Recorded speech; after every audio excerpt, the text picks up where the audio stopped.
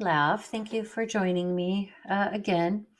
I am going to throw out a heavy trigger warning. Our episode today talks about murder. It talks about bullying, and it does have to do with children. So, as we always say, if this isn't something you want to hear about, catch us on the flip side. We're okay with that. Not a problem. But if you're ready and you do want us to continue, thanks for staying with us. Imagine a hot day in June. You're 10 years old and summer break is here. You live in a small town in Texas and heading to your cousin's house to play, you pass your school. The words Robb Elementary School sit on a stone covered with flowers. And right before that sign, you stop to look at 19 red plastic chairs, each holding a lonely stuffed animal. Gone are the children who should be playing with those toys, the children who used to sit in those very chairs. Please join me to discuss the who, the what, and the why of another senseless tragedy that unfolded in 77 minutes. So, for those of you that know the name of that school, you probably all just went, oh, we're going to talk about this. And for those of you that this is new, um, it's something that does need to be discussed. And especially since the episode before this one was about the 1984 McDonald's massacre. On May 16th, Salvador Ramos turned 18 years old. On May 17th, Salvador bought his first big purchase as an adult. Salvador was the latest in a large enthusiast group. He was the new owner of an AR-15 assault rifle. Barely 2 days later, Ramos bought another one. Salvador, just 8 short years before, had been a small, quiet boy in the 4th grade at Robb Elementary School in Uvalde, Texas. Unfortunately, as most kids in grade school, Salvador was picked on. As Salvador grew older, progressing through high school, he was still kind of on the small side, but instead of being the target, he became the aggressor. Now, Lav, this is kind of a common thing when you have kids that are bullied, especially boys. Girls, I don't know. When I was bullied, it just made me more self-conscious about myself, and then eventually on, it did make me kind of aggressive. But with boys, and I've noticed that throughout history and throughout psychology, boys who are of the smaller statures are usually the most violent. I mean, it's a sign of like bullying is a way of form of taking power, like taking control. So that makes sense. Mhm. The less in control the person feels, the more aggressive their bullying would be. Yeah, and from my research, Salvador was bullied a lot because he didn't look like all the other kids. He kind of had a little bit different of an appearance. Some said he was kind of nerdy. Some said he was kind of like a dark, like an emo. Um, but I've learned over time that your physical appearance will take on what's going on inside you. So when you feel good, whether you're male or female, you feel good, you got a good outfit on, you got your hair looking good, you smell great, and you're taking on the town, Mm-hmm. because you feel that way inside.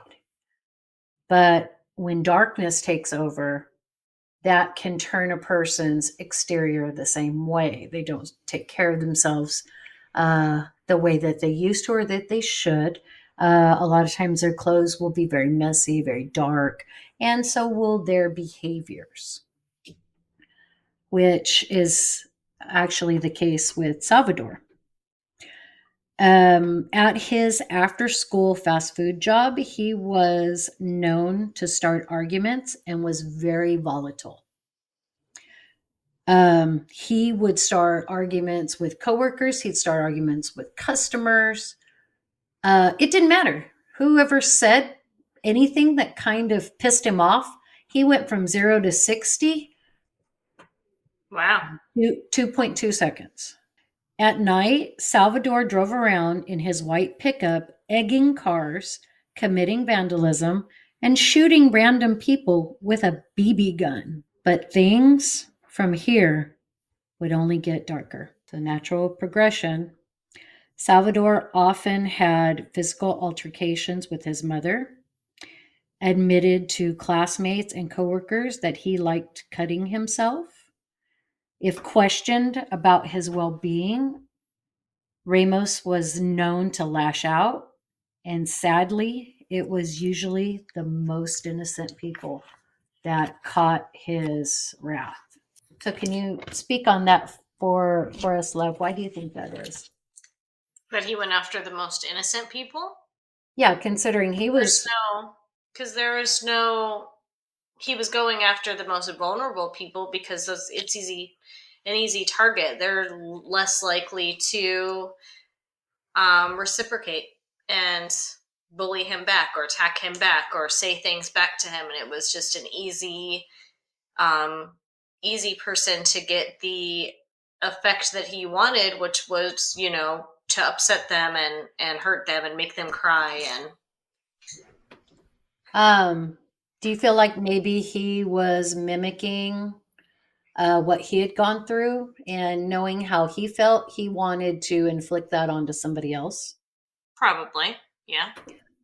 I yeah, I believe that very wholeheartedly, but at the same time, I would wish if something like that had happened, that maybe they wouldn't become aggressors, that they would understand how, you know, these innocent people feel, and maybe stand up. You have rage inside of you, stand up and defend them instead of attacking them.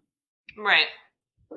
But surprisingly to me, Salvador had no criminal record and no mental health assessments, even though police had been out to intervene during several incidents involving Salvador.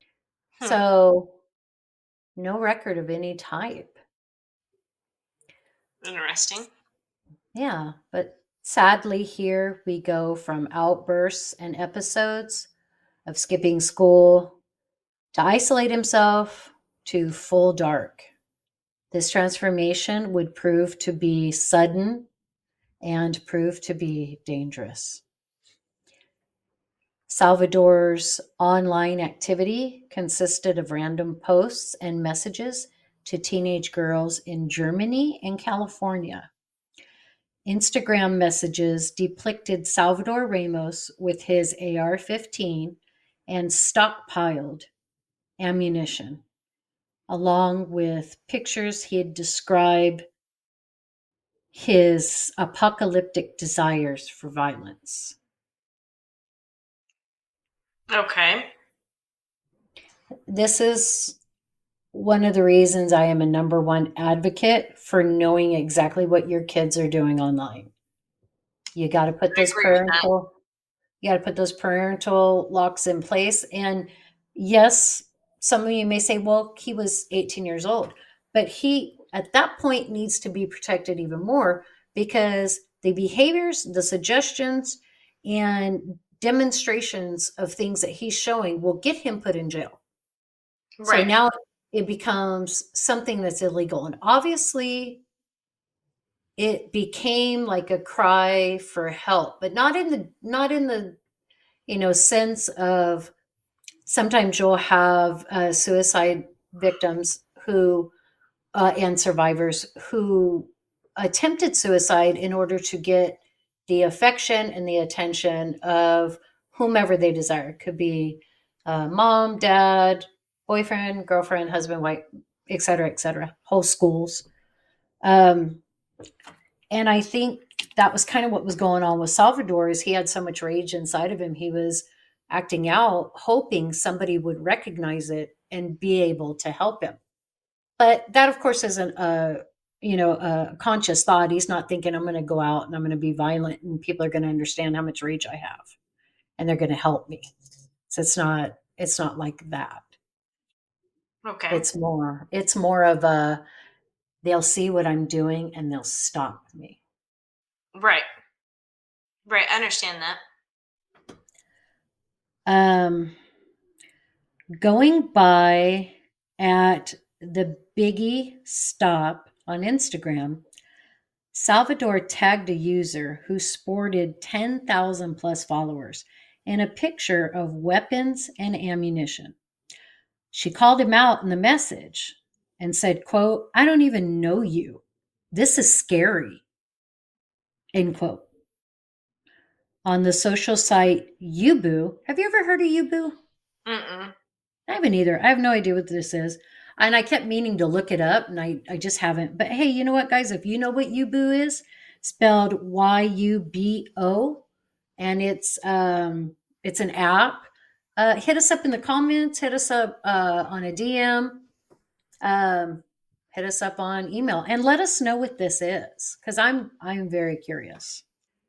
Ramos casually sends this message to a German teenager on the morning of May 24th, 2022.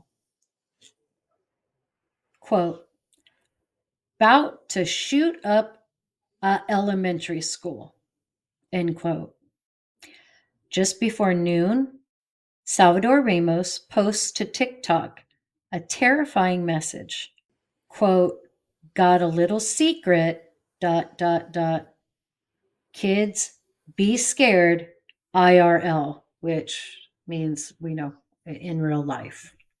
So Hmm. both of us being parents, let's say you happen through your daughter's messages or you're on her Instagram, so you see this and you see these messages and her being tagged in them or being sent to her. What do you do as a parent? Call the police. Call the police. Let your local law enforcement know, hey, I'm in California, but this kid that's in Texas keeps sending me messages about hurting people and with guns and with ammo, and they'll check it out.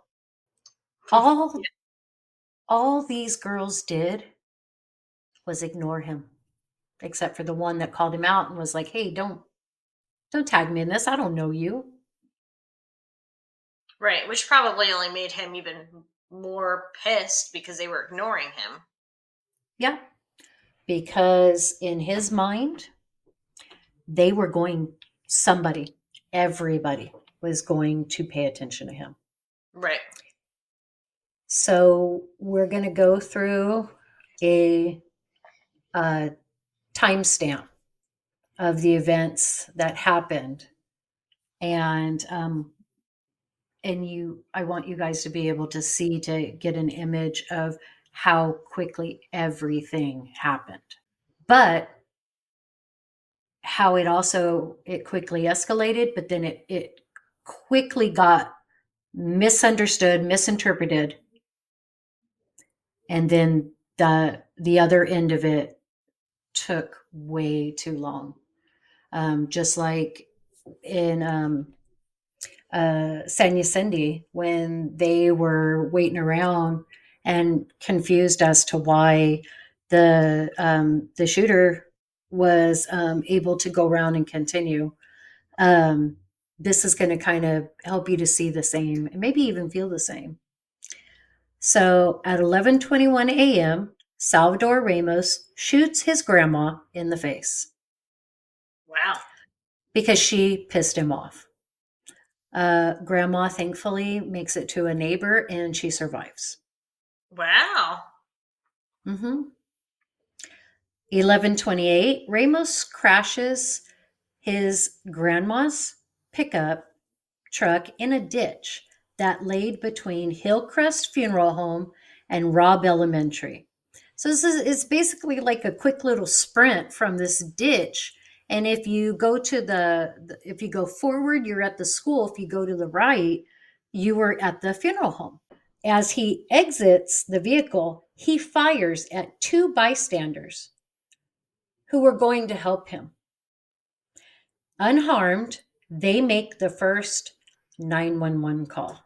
Through a propped open door to the west of the building, a teacher sees Ramos, closes the door, and calls 911 as she ushers kids to their classrooms. So, what had happened is this door had been propped open, and then the rock or stop or whatever was pulled out so that that the kids could go back into their classrooms and continue with their day. But as the door shutting, because all of us know, like the doors that are on those hinges, like at schools and offices and things, they go kind of slow. It's not like a shut, bam, and Right. you're shut. They go kind of slow. So as it's going, this teacher, who's actually was a PE teacher, was able to look out and see him running up to the fence, heavily armed with a backpack. And so she does her best to get these kids inside and get that door shut. 11:29, or excuse me, 11:30. Coach Yvette Silva sees Ramos jump over a 5-foot fence and using her school radio says, quote, Coach Silva to office. Somebody has just jumped over the fence and he's shooting. End quote. He was already shooting when he was coming up to the school? He had just jumped the fence of the school. He was running toward the building and he had already started shooting because there were kids kind of randomly outside here and there because they were trying to get them inside. And Right. Yeah.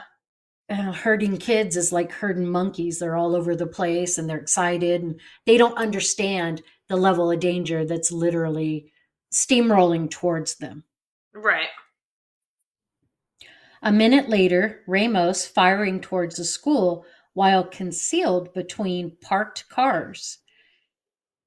It's at this time a school district officer enters the lot and drives right past Ramos.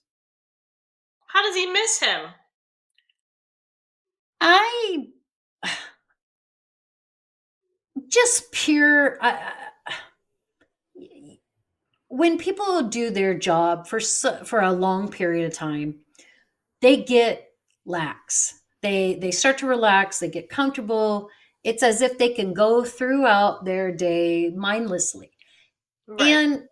And if you're somebody like you're the police department for a school system, you don't have shooters and murders and things like that every day. Like the worst you have is a couple kids beating up on another kid. So you go, you separate them, you send them to the office, and you're gone.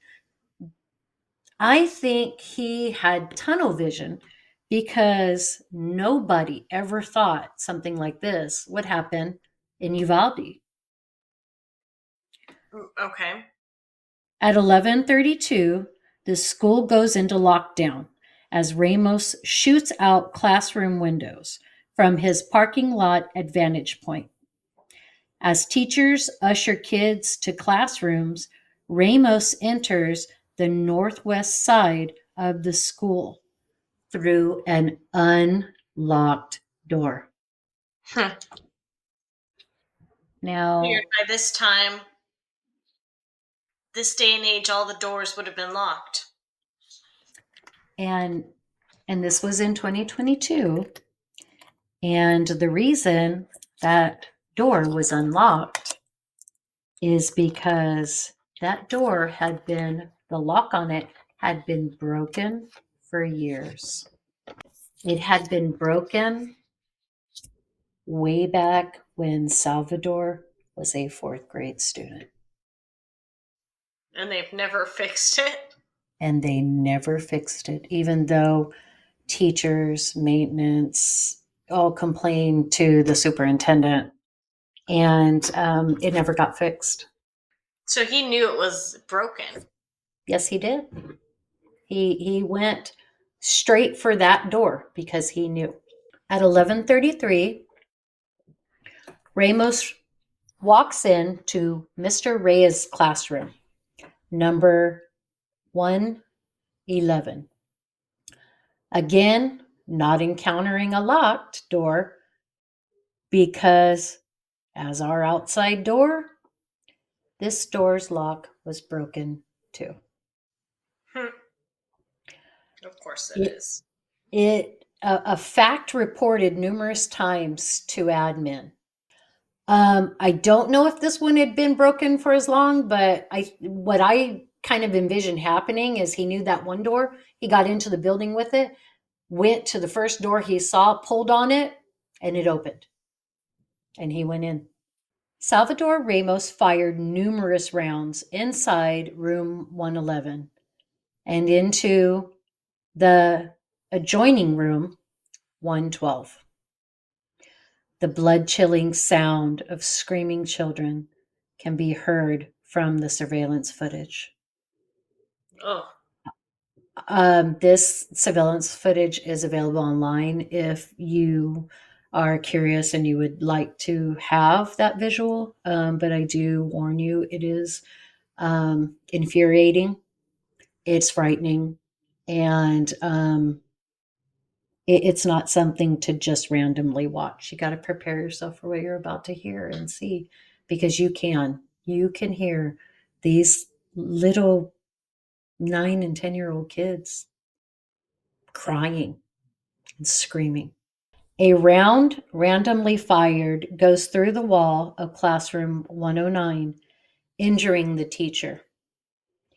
Forensics from the CSI team reported that more than 100 rounds had been fired in just 2 minutes and 30 seconds.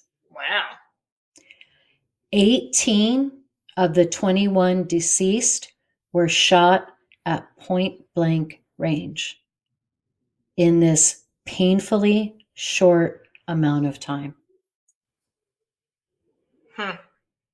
I can't imagine very many people not knowing what point blank is, but just to kind of clear the air, what actually classifies Lav as point blank range? Point blank is anywhere from like right on to a couple inches away, I think. From what I know, it is. So literally, he walked in to this building and got close with this, AR-15 and just pop, pop, pop, pop, pop as he went along.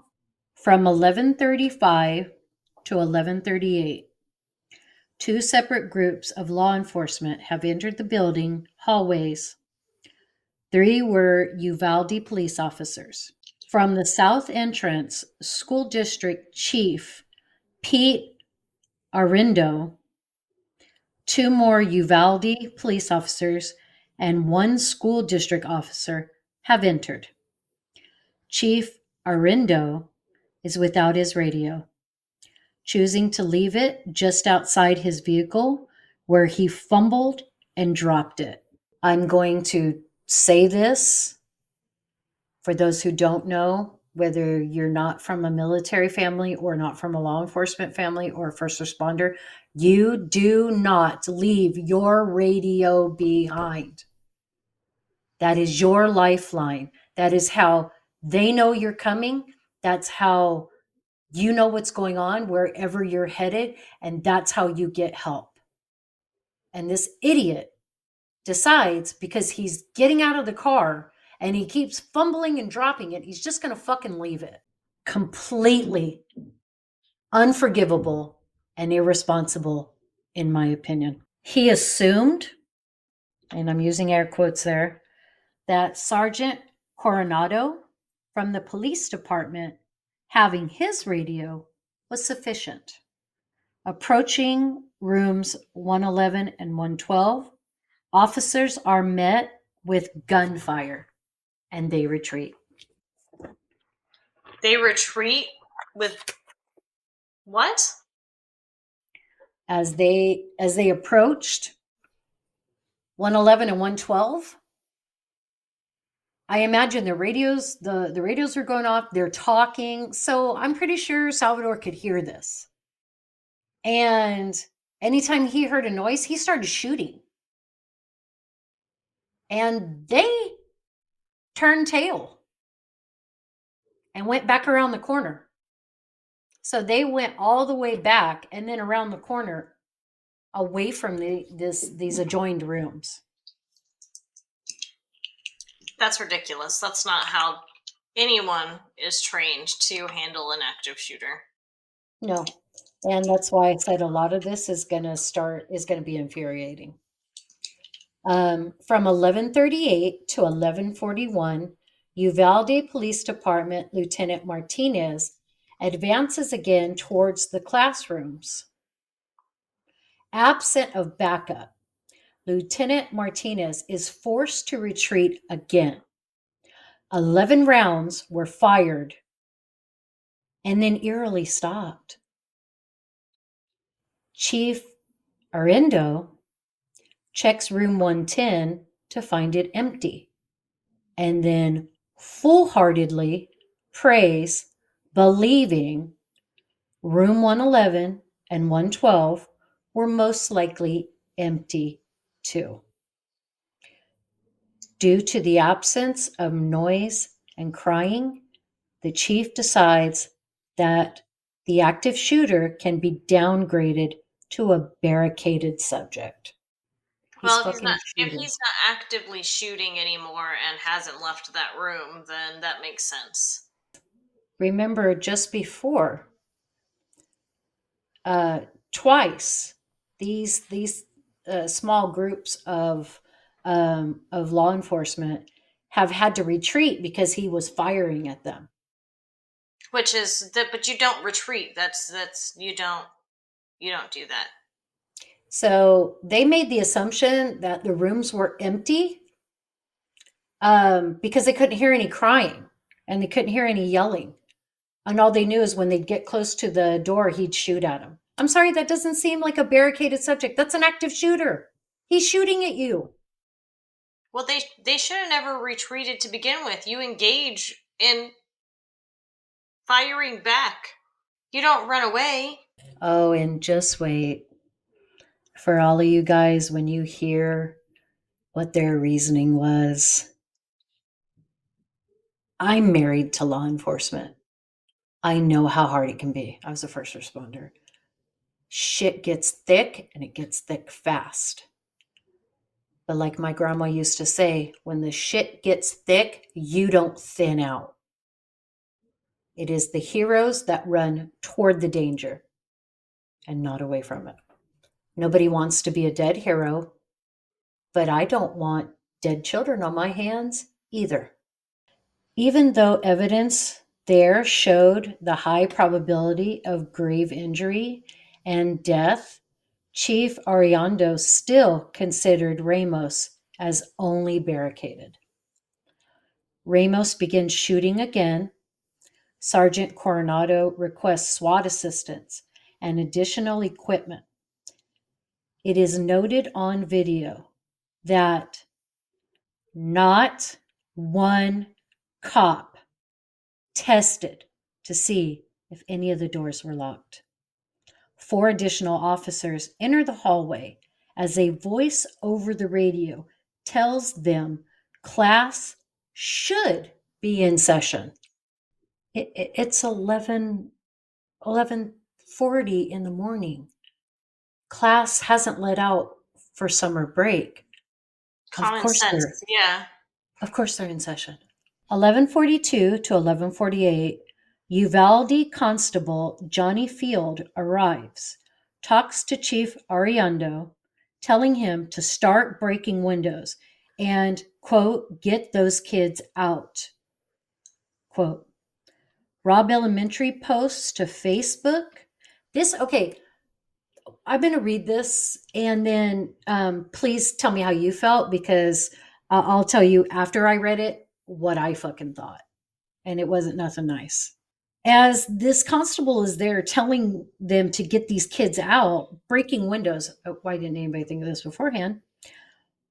The elementary school, the administration, posts to Facebook, quote, school on lockdown due to shots in the area, end quote. Uvalde PD posts large police presence at Robb Elementary. We ask the public to avoid the area.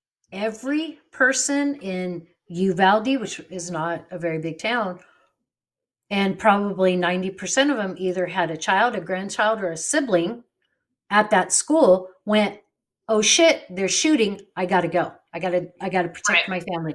I would. So what's your thoughts? I mean, they had enough time to post on social media what they were doing, but they didn't have enough time to go check fucking doors and go find kids and get them the hell out of there. I mean, person posting is probably somebody like a desk sergeant or something sitting back at the police station. So that person's, Very, very but fair. I mean, they did everything wrong in this situation. Oh, and it just gets worse. It just gets worse. 11:48. School District Officer Ruben Ruiz, who is among the police inside the building, gets a call from his wife, Eva, who is among the teachers in between room 111 and 112. She tells him she's been shot and she's dying. Officer Justin Mendoza's body cam shows Ruiz telling another officer, quote, she says she's been shot, Johnny, quote. Mendoza's body cam catches as Ruiz is escorted from the building and his service weapon is taken from him. I can't decide if I support that or not. I mean, because that's standard practice. It is. It But is. I can't, just in the middle of the situation like that, I can't see taking two people, because you're taking somebody who's escorting him away from the fight as well. Now you've removed two people from the fight, but they weren't really fighting anybody to begin with. They were just kind of hanging out. So I guess it really doesn't matter. They were hiding. They They were were pussies. hiding around. Yes, they were hiding around the corner. Um, I understand removing him because he is emotional. He's not gonna. He's not, He's his not. head's not in the right spot. No, and No. I understand that too, but I mean, But common sense tells me, why wouldn't you escort him, reassure him, we're going to do everything we can to get Eva out, give us a play by play of these rooms, tell us what you know about these rooms, give us some right, intel. right, right.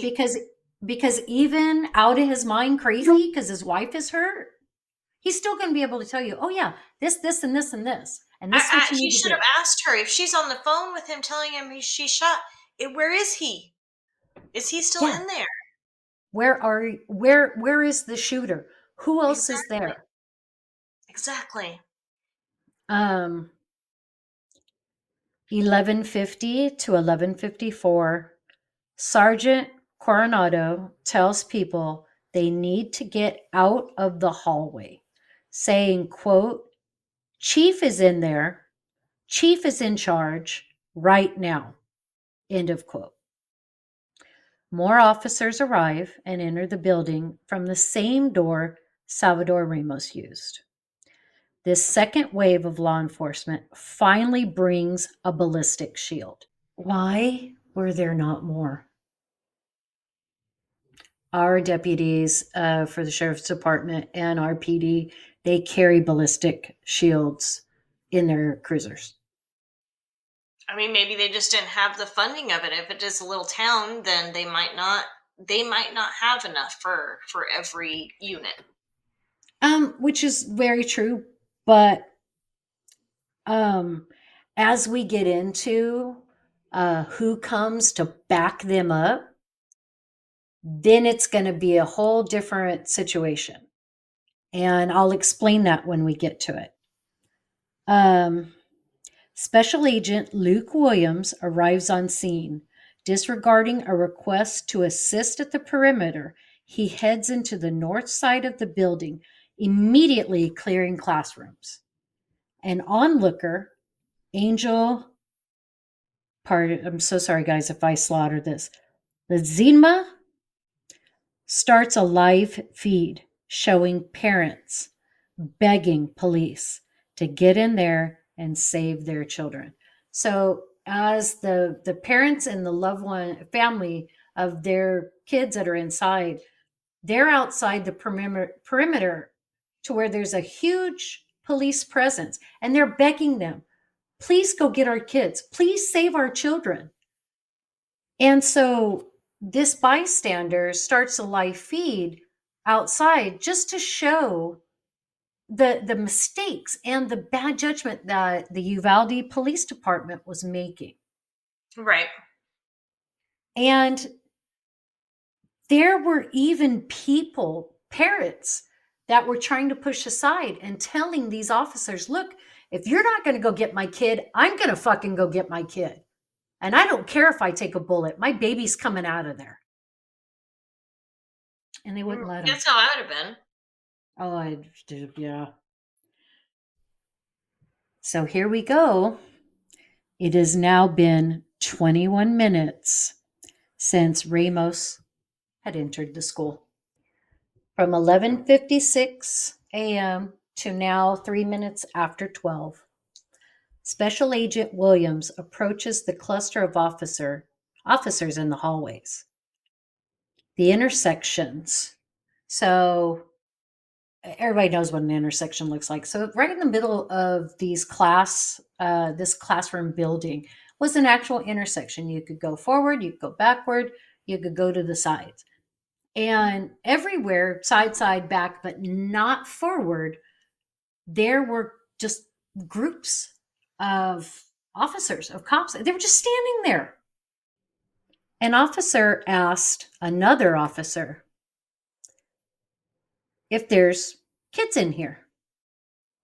Williams immediately says, quote, if there is, then they just need to go in, end quote. So he told them right out, look, if you even have an inkling of a thought that there are kids in this building, get your ass in there and get them out. It is no longer about your safety. It is about theirs. I mean, it should have been about the kids' safety from the moment they showed up there 20 minutes ago. And his direction is questioned by another officer who says, quote, well, whoever is in charge will determine that, end quote. So I had a discussion. They were all fired. I had a discussion with my wife when I was writing up the show notes for this. And I asked her, I said, honey, if you walked into a school where there was an active shooter and you were given the order to go on your instinct and go find these kids, but it wasn't your commanding officer that gave it to you, what do you do? And she says, is there anything to back me up? Is there anything that's got my back? I said, yeah, there's a sound and video so they can hear and see what's going on. She said, then I put my head down and I go get those kids out. And if I come out alive, she said, thank God. But if I don't, I did something. I tried. Right. because I would rather die trying than to be facing the parents of these dead children and telling them. I just hung out in the hallway. I was waiting for somebody in control to tell me what to do. Right. William informs them as well that the kids on the other side of the building need to be taken out. An officer pointed out that his position is going to create a crossfire situation. So imagine again this intersection, and the shooter, Salvador Ramos, is in front. And there's side, back. The officers are coming in from the back. There are no classrooms there. The officers coming from each side, there are classrooms there. Never once did they think about checking the doors, trying to get them open, busting out windows, and look to see if there's kids there. They just stood around looking at each other like dumb fucks. I can't even comprehend it. And forgive me, party people. I support our blue line. I support Nobody Fights Alone. This is how we are as a family. But if I'm standing there and I know kids are being hurt, you better either get in there and do something or get out of my way, because I'm going to do something.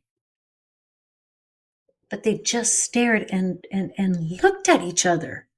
And the whole create a crossfire situation, not if you were down the hall, not if you had put people like you had said in the first episode of this, the meat bags. You should have put the people that were to go in and start progressing forward, while behind this line of defenders, these innocent kids are being pulled out and get taken out of that situation. And I mean, that's how the military trains any active shooter. You have the first person that gets to the active shooter. It doesn't matter if you're alone or if there's 10 of you.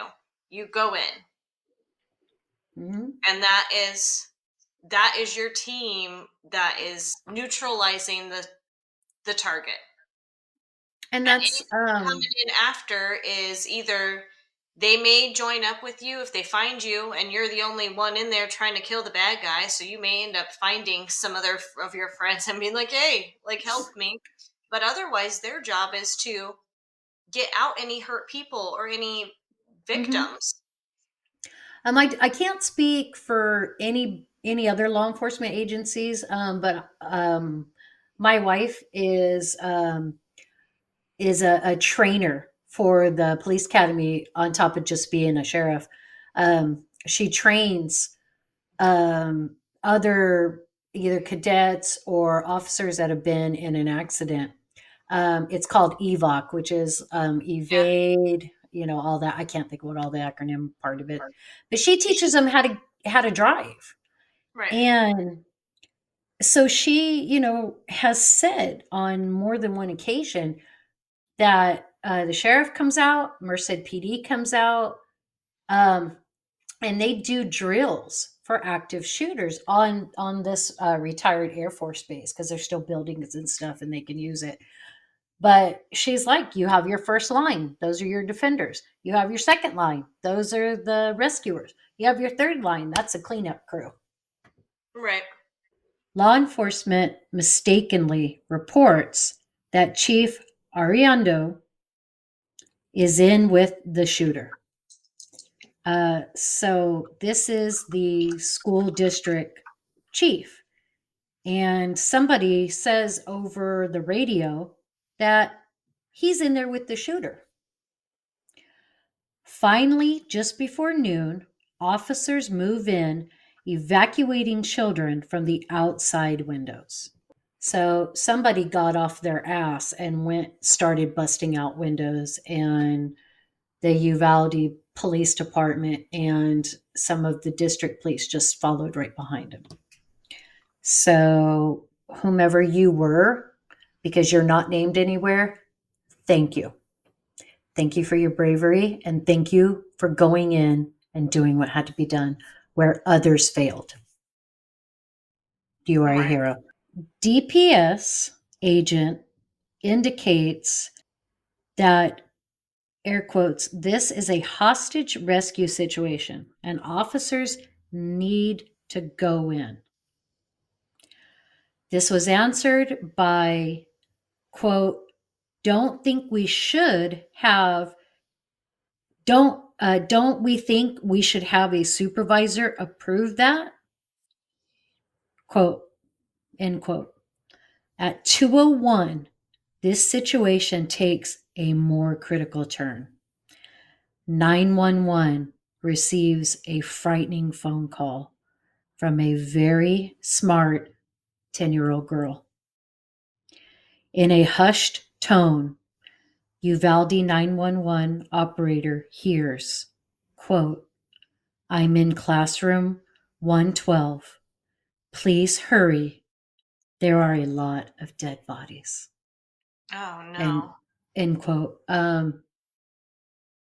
I researched this case so in depth, but even now saying it again, I got cold chills all over my body. Sorry, it it awakens something in me that it doesn't want any child to ever hurt,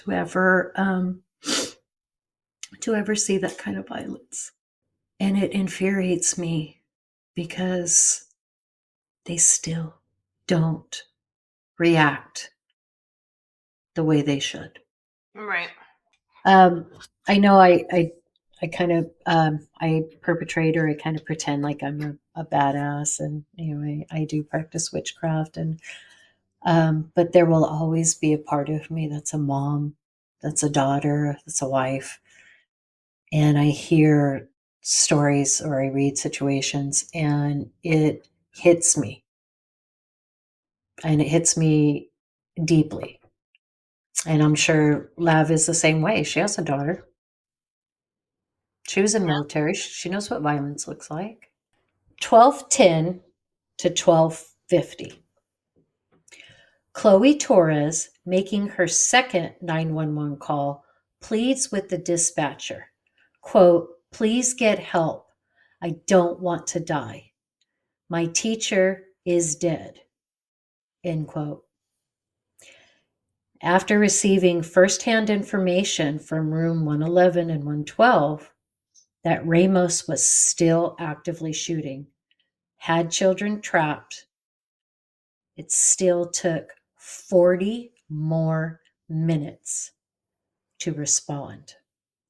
This is an absolutely unacceptable period of time before officers began rescue efforts. The fuck were you doing?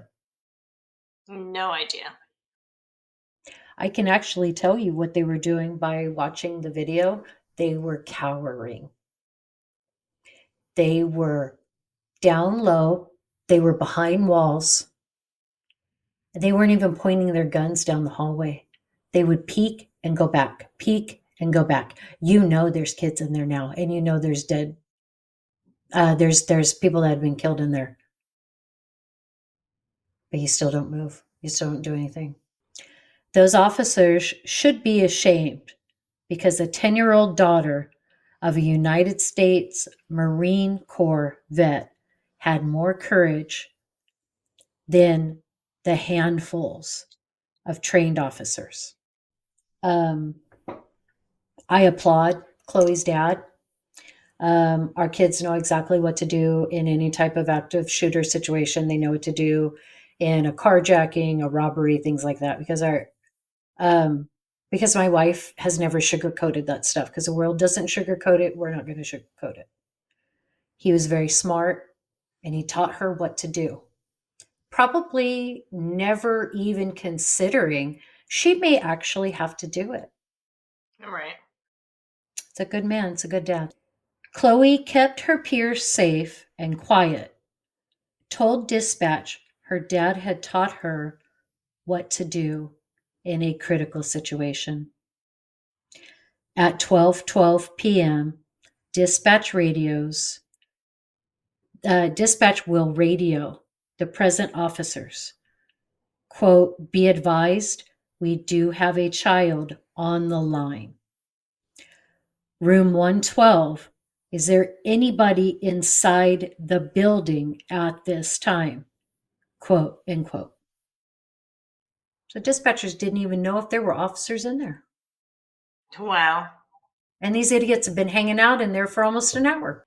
Chloe tells dispatch that Eva Marilis is alive, but shot and needs an ambulance. Now, this was the officer that was escorted out. This is his wife. Okay. So she's still alive at this time. And this is after the phone call to her husband. She's still alive. It's finally announced that Ramos has been in the 2 classrooms for over an hour now. And yet again, officers questioned if he had kids in the room with him. It just absolutely infuriates me that these guys you have all this training and you just sit around on your thumbs and you don't do anything. I get it's scary. I get it. But well, I'm sure I've said this many times on here. I will die on my feet before I beg on my knees. I mean, I don't even think, honestly, like, I think it just comes down to, like, you either, in that sort of situation, you either have the fight or flight. And clearly none of those police officers had fight. They all panicked and froze or ran away. Exactly. Exactly. You said it perfectly. So now everybody's familiar with, fight or flight, but now they have another one that's added to it. It's fight, flight, or freeze. They have discovered, as Lav just said, that sometimes people run, sometimes they fight, and sometimes they freeze. They don't know what the hell to do. Well, I mean, honestly, I think it just, like, once you know which one you are, because everyone's generally, you're going to react the same way every time. Mm-hmm. You're not going to know which one you are until you're faced in that situation. But once you know, hey, like, yeah, I'm a pussy, I'm just going to run away. Like, you know it, Mm-hmm. you know? It, Um, and sometimes you have people that normally would do the flight and had probably fled from situations, but then there's going to be a trigger. It's going to be your loved one, your pet, yourself, other or people. even, yeah, even having that peer pressure, like, oh, you're not running away, we're going this direction, you're going with us, That's sort right. of thing. Sometimes there's a trigger that flips you from being what you normally were to something else. And I would think a classroom full of children that are being shot at should be that trigger. None of how they reacted makes any sense to me. None at all. And later when you'll see it later in the documentary, you'll see them questioning every one of the officers, and some blips are just like 2 seconds where they talk about where they were in the bill, but then there's other ones that these seasoned police officers are saying, like, yeah, I wasn't given the order to go down the hall, so I stayed by the door. And at one point, the district attorney asked one of the Uvalde Police Department, what would have made you get away from that door and go toward that suspect, go toward the danger? What would have made you do it? And she looked at him with a blank face. She had no answer. Wow. During the first call the chief made, his main focus for the following 40 plus minutes was locating a master key. Sergeant Coronado's body cam shows the chief bumbling with keys. Now here, Lav, is um, where when we were talking about the ballistic shields, um, this is why I think that only one ballistic shield being called for was just asinine, because now a call finally is made to the Border Patrol tactical team, and they arrive. They arrive within minutes. Parents beg for action, insist on rescue attempts, only to be kept from their kids.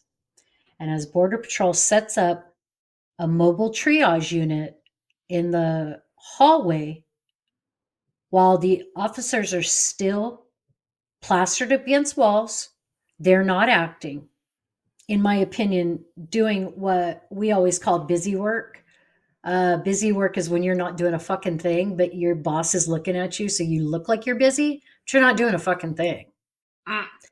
And that's what they were doing. Chief Ariando attempts to communicate with the shooter. This is answered by Ramos shooting the door. Okay, I get it. Finally, the decision to breach room 111 is made, and at 12:50 p.m., Salvador Ramos was shot dead by the Border Patrol tactical team. Which it shouldn't have even, because didn't they even have their SWAT team there? The police department SWAT team was there? Yeah, and they were doing perimeter control. You got trained sharpshooters, and they're walking around keeping frightened parents and the public away from the school. Hell, you should let the parents in. They would have beat the shit out of the shooter. I bet you them kids would have got out faster.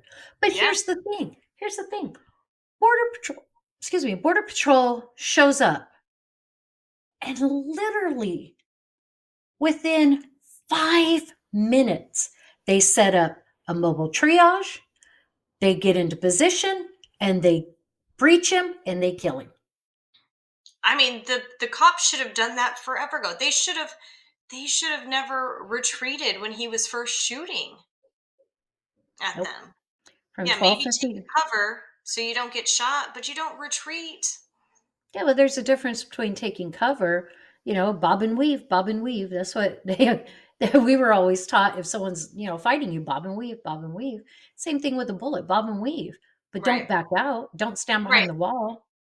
The survivors from 1251 to 106, the survivors in room 111 and its neighbor 112 are finally evacuated.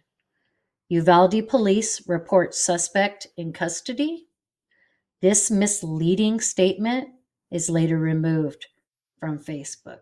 Of course, he's in custody. He's fucking dead. And no help from you guys. Right. So in the aftermath, as the dust settled, that warm May day, 19 students and 2 teachers were killed, along with the 18-year-old gunman. 17 were badly injured. Now, almost 2 years later, Salvador Ramos's motives are still completely unknown. The who and what we've laid out meticulously, but there's no why. The why will never be known. But here's some of the repercussions from the ridiculous mistakes made. So when you were asking about being fired and stuff, and I gave you that little smirk, here we go. Chief Ariando is fired. After an appeal, his termination record is cleared so he can seek gainful future employment. 11/29/22, parents file a $27 million lawsuit. Officers from both the Uvalde Police Department and the school district police department, identified for negligence and lack of accountability, are terminated. It's revealed that there was 33 students and 3 teachers who were trapped in those 77 minutes with a madman whose only mission was to kill, kill, kill. I wonder why he didn't kill them all. I would speculate at saying he probably got overwhelmed with the police presence, and he started focusing more on shooting at them than shooting at the people that are in there with him. And maybe a speculation again, because we'll never know. Maybe he decided that he needed hostages, thinking they wouldn't come in and kill him. We'll never know, unfortunately, because that information died with Salvador Ramos. You're right. Misinformation on survivors versus fatalities was given to parents.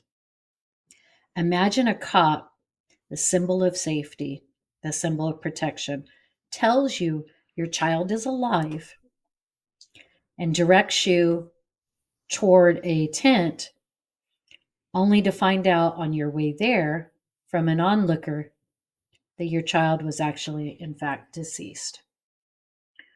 This happened more than imaginable. These officers that are just kind of roaming around and stuff, they'd go and they'd find, they had a list of names, and they'd go find that parent and be like, hey, your kid's alive, and or hey, we're sorry you've lost yours, only to have the information be reversed. I couldn't have stomached that. Right. Me either. One of the most tragic parts in all of this horrible nightmare is Irma and Joe Garcia. Irma had been a teacher at Robb Elementary for 22 years. She was fatally shot, shielding the students she so dearly loved. She was removed after 77 minutes and laid out onto the sidewalk where she would pass away from her injuries. She could have been saved. Wow. She bled out, and what little was left of her life force came out on the sidewalk. Joe was the produce manager of the community market, and he loved his job. Absolutely. He loved the community. He loved being a part of it. He loved the children that would come in and say, oh, there's Mrs. Garcia's husband. 4 children, the oldest, a Marine Corps soldier, the youngest just completing the 7th grade, lost their father, Joe, to a heart attack just 48 hours later. Wow. He died of a broken heart. The couple were buried side by side just a month before their 25th wedding anniversary. That's sad. They had been high school lovers, and Joe didn't know what to do without Irma. I haven't hit 25 years yet, but I understand that feeling. So, for those of you listening, please join me in remembering these beautiful souls. Eva Miralles, 44. Irma Garcia, 48. Joe Garcia, 50. Nevia Bravo, 10. McKenna Elrod, 10. Jose Flores, 10. Ileana Garcia, 9. Uzziah, whose family lovingly called him Uzi, Garza, 10. J.C. Luvavanos, 10. Rogelio Torres, 10. Tess Mata, 10. Miranda Mathis, 11. Althea Ramirez, 10. Annabelle Rodriguez, 10. Mate Rodriguez, 10. Alexandria Lexi Rubio, 10. Leah Salazar, 11. Jaleel Silaguro, I'm so sorry, honey. I didn't pronounce your name right, but please know it was not, it wasn't out of ignorance or disrespect. He was 10.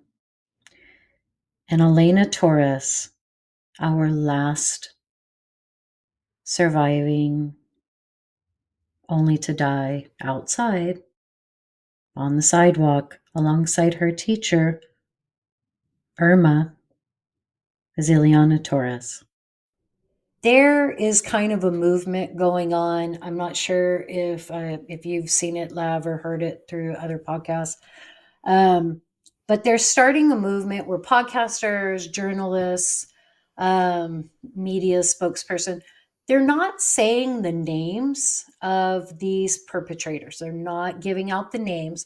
They're just calling them serial killer, Yeah, I've heard that. school shooter, And because they, in a way, I mean, in a way, I think because I understand what the concept is behind it. You're wanting to dehumanize the killer and then rehumanize in theory the victims, and I understand that, but at the same time, like, if we're not educating ourselves on who these killers were and what made them do the things that they did, how are we ever going to stop any future killers? Dylan Klebold's mother, forgive me, I think it's Sue Klebold, I think so. I think you're right. has has a TED talk, and I encourage anybody that listens to true crime podcasts or who even knows about Columbine to listen to her TED talk, because she never once asks for anybody to forgive her son. What she asks is for them to understand his slip into mental illness, to understand his need and desire to be loved by his peers, and to understand how he was manipulated by a master sociopath into completing this mass shooting. Because she says his name, I will say his name, and we will do this because not all villains start out villains. Some start out as innocents that nobody protects. Right. And it may not be, they may not protect them from themselves, they may not protect them from other people, but we need to hear these names because the bastards that were born bad, we need to understand why and figure out how to fix it. And the victims who become villains, we need to understand why and fix it. And I also think putting out the victims' names from that are murdered and killed and stuff. I also think telling their story is important. And I feel like we try to go and do a little bit of background on each one of the victims and talk about who they were as a person. They're just not a victim. They were a person and Right. they were loved and had families. So I think both is important. And to piggyback on what you're saying with that, like Alexandria Rubio, Lexi, her parents were in the process of buying a new home when she was killed. And they continued to purchase the same home because Lexi, the oldest of the Rubio children, was going to have her own room. They went and they still decorated Lexi's room the way she wanted it done because her mother said there was no way they were going to move on and not have a space for Lexi and keep her in their hearts.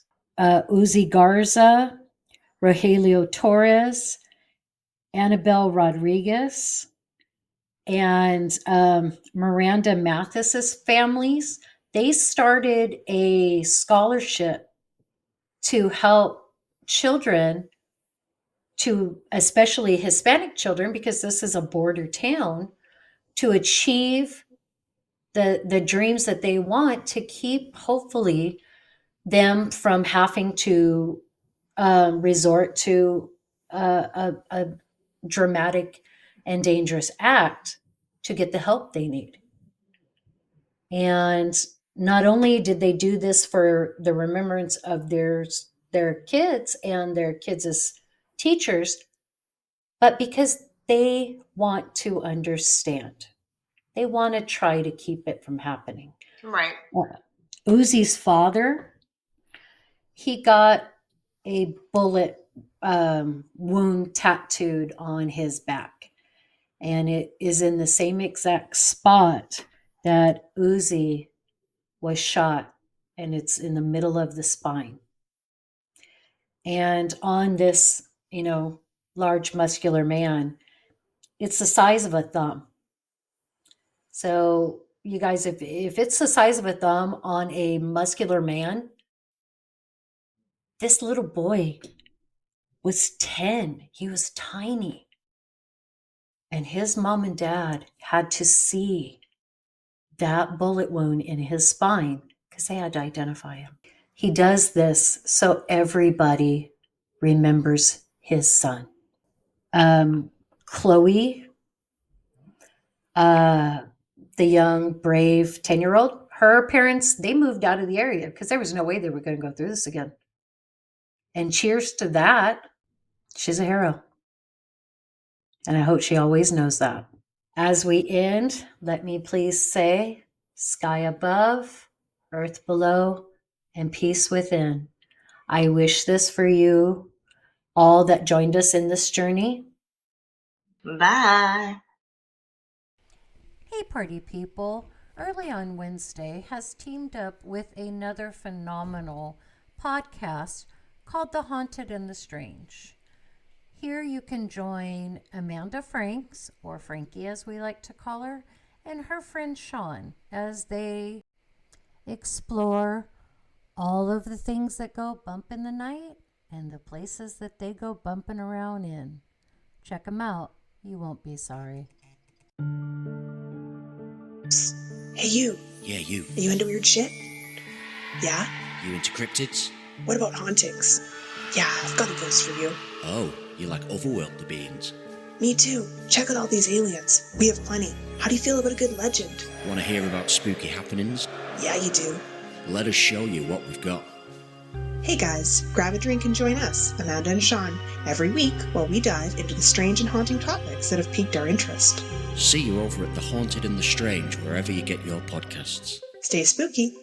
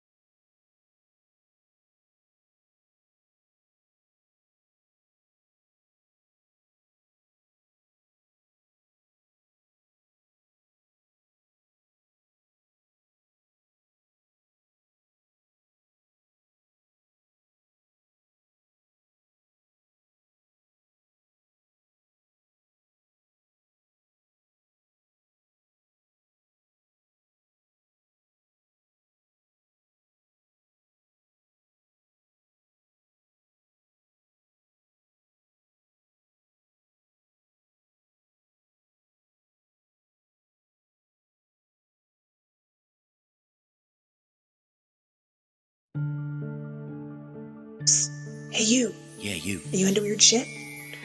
Yeah? You into cryptids? What about hauntings? Yeah, I've got a ghost for you.